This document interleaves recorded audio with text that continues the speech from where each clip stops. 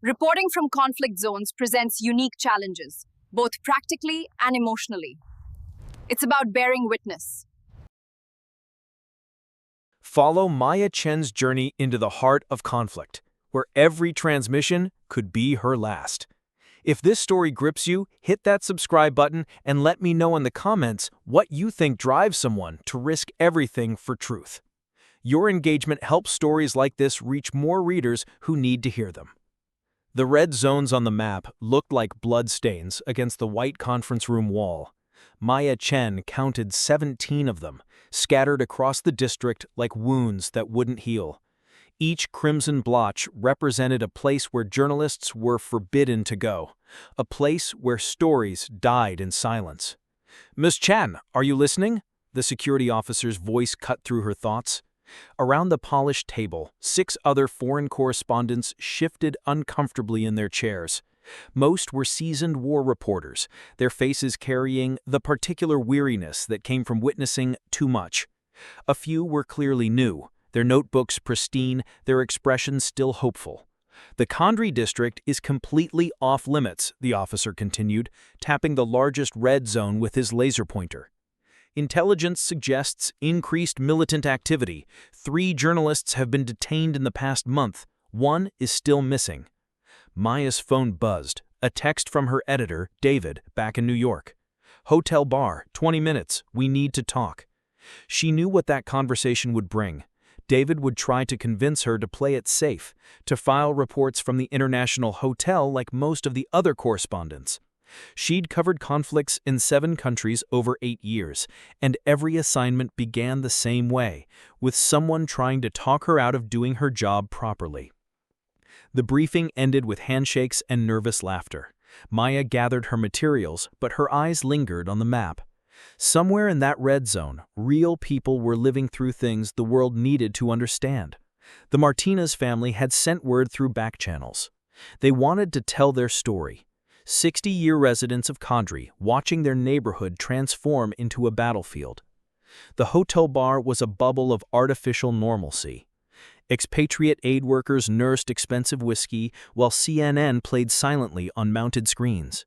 Maya found David's face pixelated on her laptop screen, the video call struggling against the hotel's overcrowded Wi-Fi. "Maya, listen to me," David's voice crackled through the static. "I need you alive more than I need you heroic. Stay in the green zone. There are plenty of stories you can cover from there." Maya sipped her coffee, letting the silence stretch.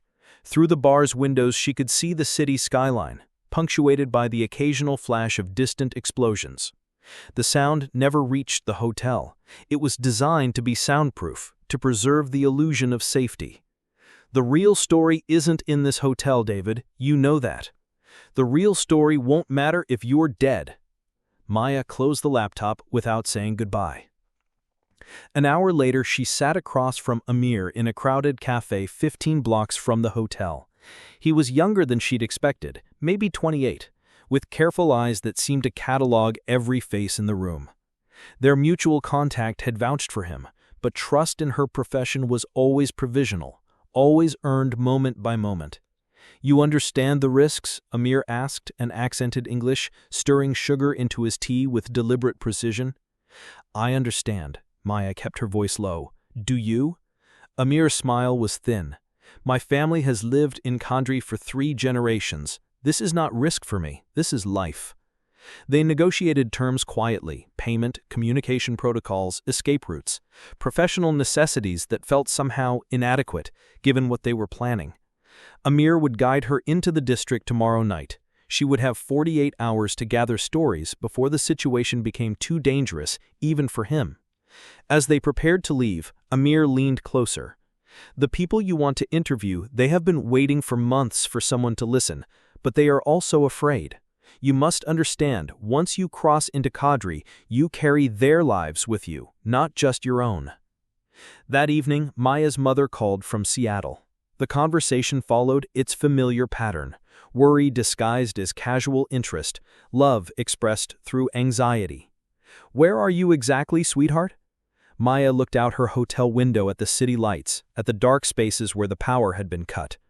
The lie came easily, as they always did. Her mother had stopped sleeping well during Maya's assignments years ago. Some truths were too heavy to share with the people you loved. After the call ended, Maya sat in the darkness of her hotel room, studying her notes from the day. Tomorrow, she would cross from the world of briefings and security protocols into something far more real and infinitely more dangerous. She thought about the Martinez family, about their 60 years of memories that might soon be reduced to rubble. She thought about Amir, risking his life to help her tell stories that might never be heard. Her phone buzzed one final time, a message from an unknown number. Some lines should not be crossed. Consider this a friendly warning. Maya deleted the message and began packing her equipment. In 12 hours, she would find out what lay beyond the red zones on the map. In 12 hours, she would begin to understand that the most important stories were always the ones someone didn't want told. Outside her window, the city held its breath, waiting for dawn. What do you think drives Maya to risk everything? Have you ever faced a choice between safety and doing what you believe is right? Share your thoughts in the comments below. And don't forget to subscribe for Chapter 2, where Maya crosses into the district and discovers that maps can't capture the real geography of war. The checkpoint appeared out of the darkness like a constellation of harsh lights and razor wire. Maya pressed herself deeper into the passenger seat of Amir's battered sedan, the black fabric of the borrowed burqa scratching against her face. Through the narrow eye slit, she watched armed guards approach their vehicle with the casual alertness of predators. "Documents," the soldier said in Arabic, his flashlight beam cutting through the car's interior. Amir handed over their papers with steady hands, but Maya could see the tension in his shoulders. The cover story was simple. He was driving his sister to check on their elderly aunt. Simple stories were the ones that survived scrutiny, Amir had explained. Complex lies unraveled under pressure. The soldier's flashlight found Maya's face briefly, and she lowered her eyes as Amir had instructed. In that moment, she understood something about invisibility that no journalism school had taught her. Sometimes survival meant disappearing completely, even from yourself. "Go," the soldier said, finally, stepping back. The transformation began the moment they crossed into Khadri district. The smooth roads of the capital gave way to surfaces cratered by explosions.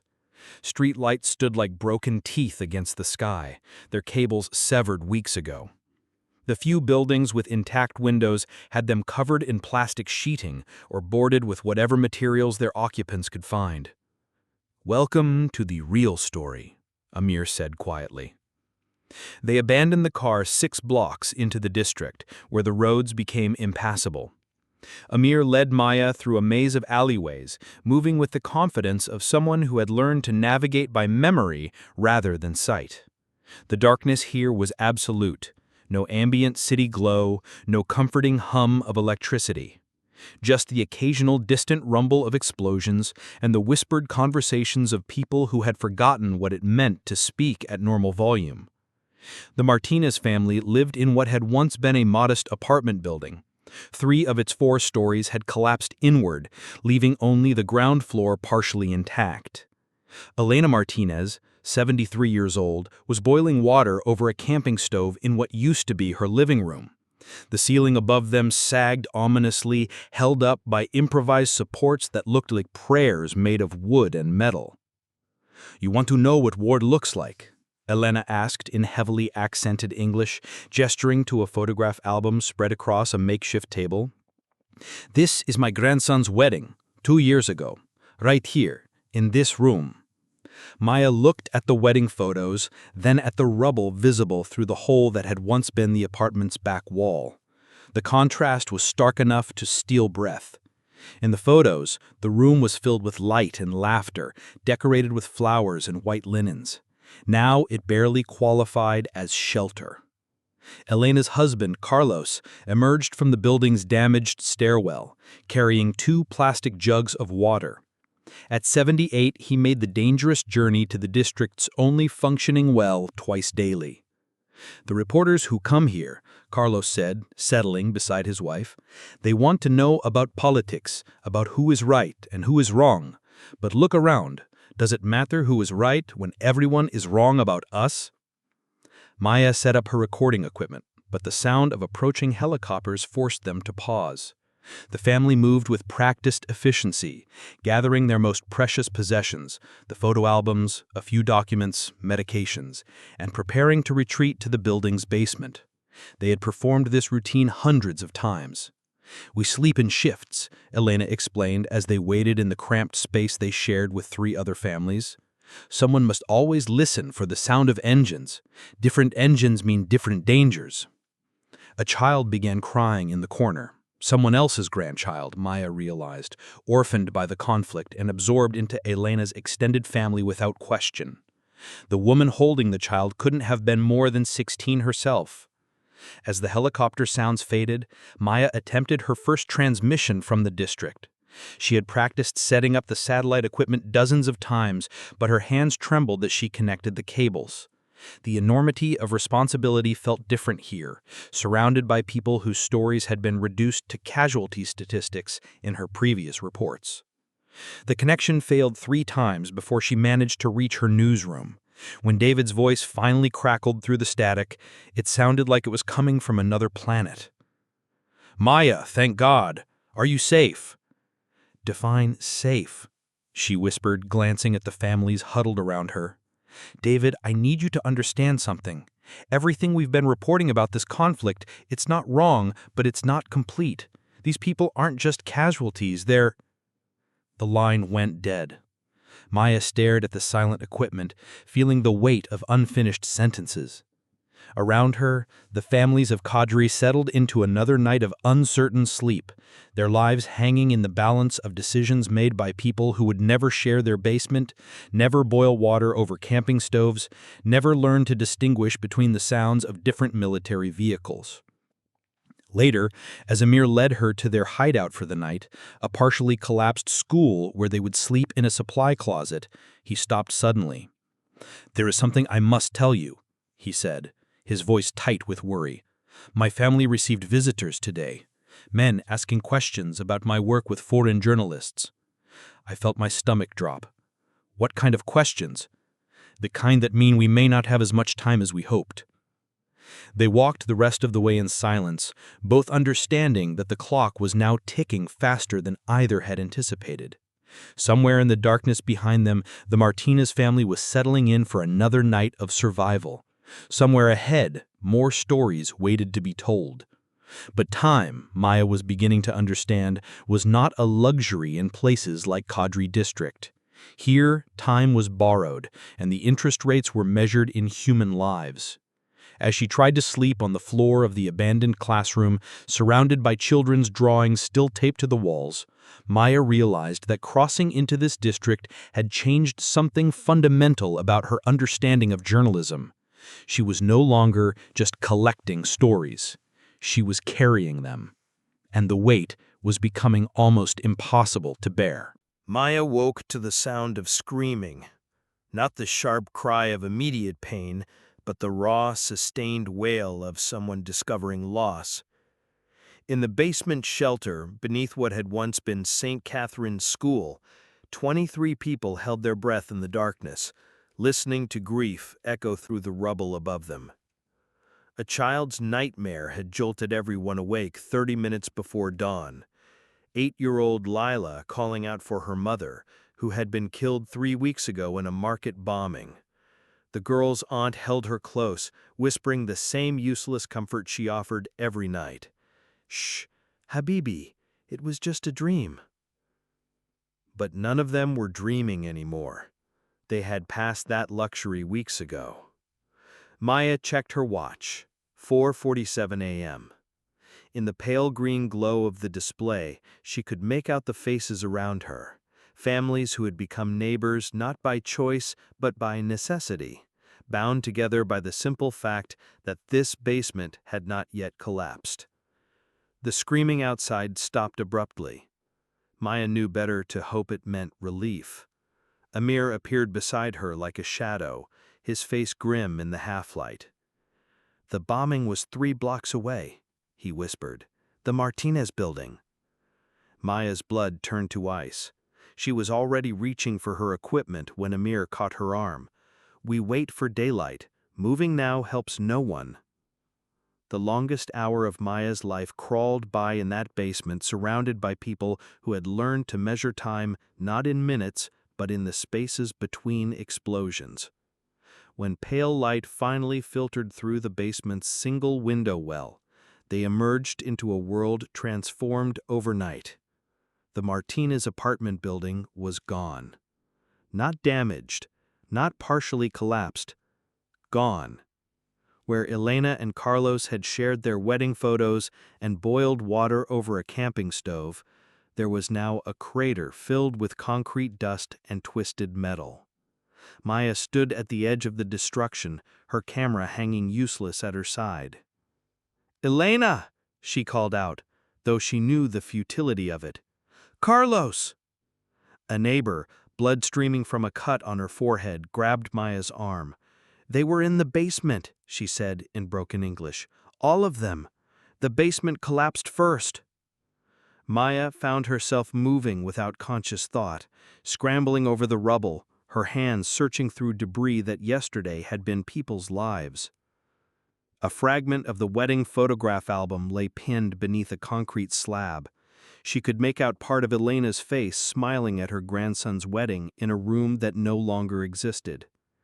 "Stop!" Amir's voice cut through her frantic searching. "Maya, stop! You cannot help them now." She turned on him, fury and grief burning in her throat. "I can document this. I can make sure people know what happened here." "And then what?" The voice came from behind them. Maya spun to see another foreign correspondent picking his way through the wreckage.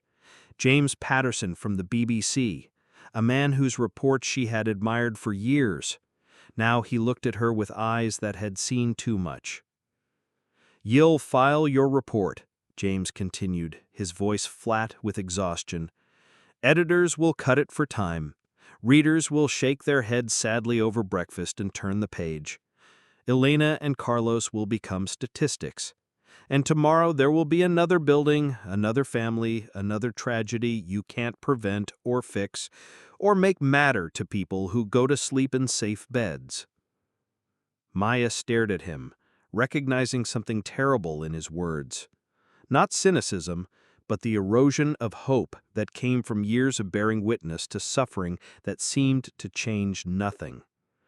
"Then why do you keep doing it?" she asked. James was quiet for a long moment, studying the destruction around them. "Because the alternative is silence, and silence is complicity." They worked together for the next hour, Maya documenting the scene while James helped coordinate with a few local emergency responders. Maya's camera captured everything: the crater where the Martinez home had been, the neighbors' injuries, the children standing in shocked clusters staring at the space where their friends had lived. But when she looked through the viewfinder, all she could see was Elena's face in that wedding photograph, animated with joy that had been extinguished forever. At noon, she managed to establish satellite contact with her newsroom. The connection was clearer than her previous attempts, her signal strong and steady. She filed her report about the Martinez family, about their 60 years in Khadri district, about Elena's wedding photographs and Carlos's daily trips to the well. "Great work, Maya. Really humanizes the conflict. We'll run it as a sidebar to the main story about the peace negotiations." A sidebar. 60 years of life reduced to a sidebar. Maya sat in the wreckage of the district's only remaining cafe, staring at her equipment. Around her, people who had lost everything continued the business of survival, sharing water, tending wounds, comforting children. They moved with a resilience that shamed her despair. That evening she found herself walking with Dr. Rashid, a surgeon who had stayed in the district despite having no electricity, limited supplies, and patients who couldn't pay. His makeshift clinic occupied the ground floor of a building that once housed a bookstore. "You are angry," he observed as they picked their way through debris-strewn streets. "Shouldn't I be?" Anger is appropriate, but not at yourself, not at the work you do. Dr. Rashid stopped walking and turned to face her. Do you know how many people I have lost? How many I could not save? Maya shook her head. Neither do I. I stopped counting. But I know this: every life I do save matters. Every wound I close, every pain I ease. You cannot save Elena and Carlos, but their story, told truthfully, might save someone else's grandparents tomorrow. As night fell, Maya and Amir found shelter in the basement of an abandoned pharmacy. Around them, other displaced families settled into another night of uncertainty. Children did homework by candlelight. Parents whispered plans for tomorrow's search for food and water. Amir, Maya said quietly, why do you do this work, really? He was quiet for a long moment, cleaning his glasses in the dim light. My younger brother was killed 2 years ago, not by a bomb or a bullet, but by pneumonia. Simple pneumonia that could have been treated if anyone outside this district had known he existed. Amir's voice remained steady, but Maya could hear the weight behind his words. No one told his story. He was just another casualty number. But he taught math to neighborhood children in his spare time. He could recite poetry by heart. He made the best tea in Khadri district. Amir looked at Maya directly. I work with journalists because someone should know that my brother was more than a statistic, that Elena and Carlos were more than sidebar material. Maya lay awake long after the others had fallen asleep, listening to the distant sounds of a city at war with itself.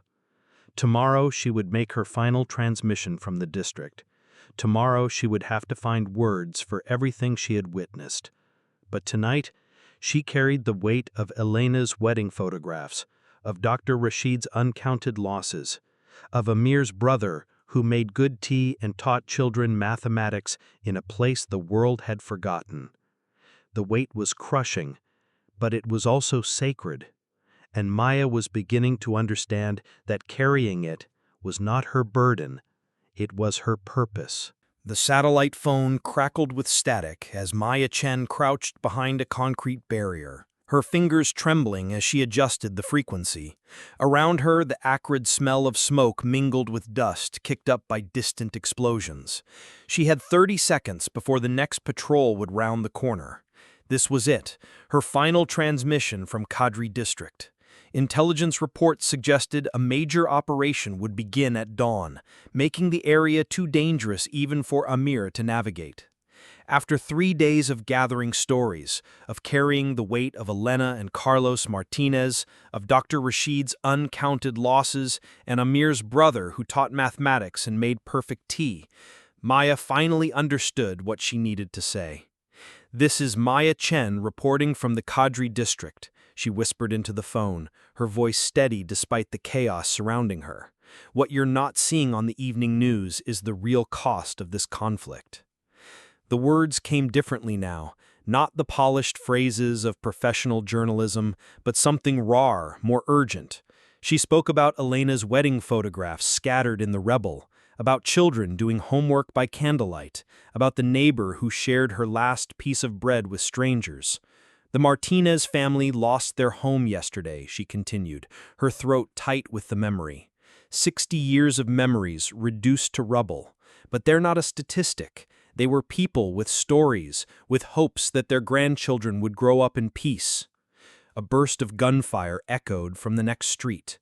Maya pressed herself deeper into the shadows, but she didn't stop talking. James Patterson had been wrong about one thing. Her words wouldn't change everything, but they might change something. One person's understanding, one moment of recognition that the numbers on the evening news represented human lives. The challenge isn't just staying alive, it's staying human. It's resisting the urge to become numb to suffering. Every day I see things that would break most people, but someone has to witness, someone has to tell these stories. The phone died. Maya sat in the sudden silence, but this time the equipment failure didn't fill her with frustration. She had said what needed saying. The rest would have to wait. What happened next unfolded with the terrible clarity of nightmares. Amir should have been waiting 3 blocks away at their planned extraction point. Instead, Maya found him surrounded by 3 armed men in an alley that reeked of garbage and fear. She could have run, should have run. Every protocol she'd learned in hostile environment training screamed at her to retreat, to save herself, to live to report another day. Instead, she stepped into the alley. "Let him go," she said in Arabic, the words feeling foreign and inadequate. "Take me instead." The men turned, surprised by her appearance. In that moment of confusion, Amir broke free and shoved Maya toward the alley's opposite exit. "Run!" he shouted. Maya ran, but not in the direction he'd pushed her to. She ran toward the sound of voices, toward the busiest street in this part of the district, shouting in English and Arabic about American journalist, foreign press, international incident. She made noise because silence was complicity, because sometimes being heard mattered more than being safe. The commotion worked. The men released Amir and noted back into the shadows, unwilling to risk the attention Maya's shouting had attracted. But as they retreated, one of them turned back to her. "Some stories should stay buried. Remember that." 2 hours later, Maya and Amir reached the district's edge, both exhausted and shaken. At the checkpoint where they'd entered 3 days ago, Amir stopped. "This is where I leave you," he said quietly. "Come with me. It's not safe for you here anymore." Amir smiled, the expression sad but resolute. "This is my home. These are my people. Their stories don't end because you leave." Maya understood. She gave him her backup satellite phone and showed him how to use it.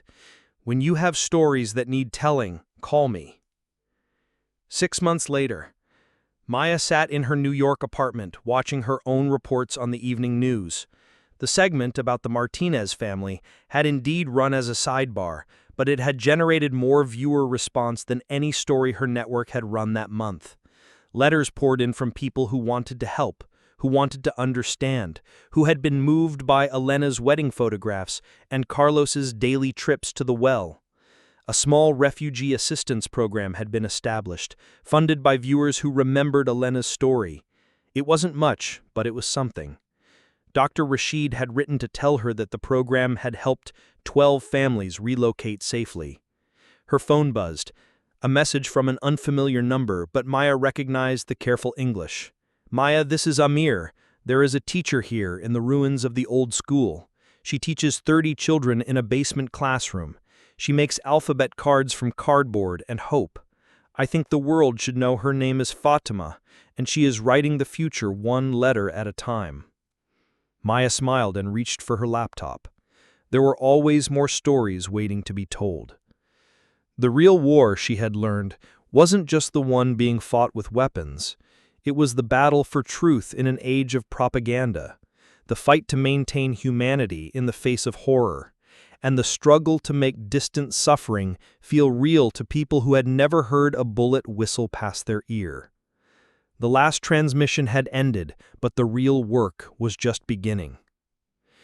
In a world where headlines flash by in seconds and breaking news becomes yesterday's forgotten story, the work of journalists like Maya Chen becomes more crucial than ever before. They carry voices from places we'll never see, tell stories of people we'll never meet, and remind us that behind every statistic is a human heart beating with the same hopes and fears as our own. Elena and Carlos are the faces behind the numbers, the stories behind the headlines, the reminder that journalism at its best is not just about informing, it's about connecting us to our shared humanity. Maya's journey from professional observer to sacred witness reflects the transformation every honest journalist undergoes when confronted with suffering that demands not just documentation, but reverence. Her last transmission wasn't just a news report. It was a prayer for understanding, a plea for empathy, and a promise that some voices will never be silenced. The satellite phone might have died, but the stories live on. in every reader who pauses to consider the human cost of distant conflicts, in every viewer who sees a person instead of a statistic, in every moment when someone chooses to listen rather than look away. Because in the end, we are all carriers of stories. The question is, which ones will we choose to tell? If this story moved you, please hit the like button and share it with someone who needs to read it. In the comments below, tell me what story in your life deserves to be heard. What voice in your community has been overlooked? Your engagement helps stories like this reach the people who need them most, and reminds us all that in a world of noise, the most important stories are often the quietest ones. Subscribe for more stories that matter, and remember, every share is an act of witness, every comment a recognition that behind every headline beats a human heart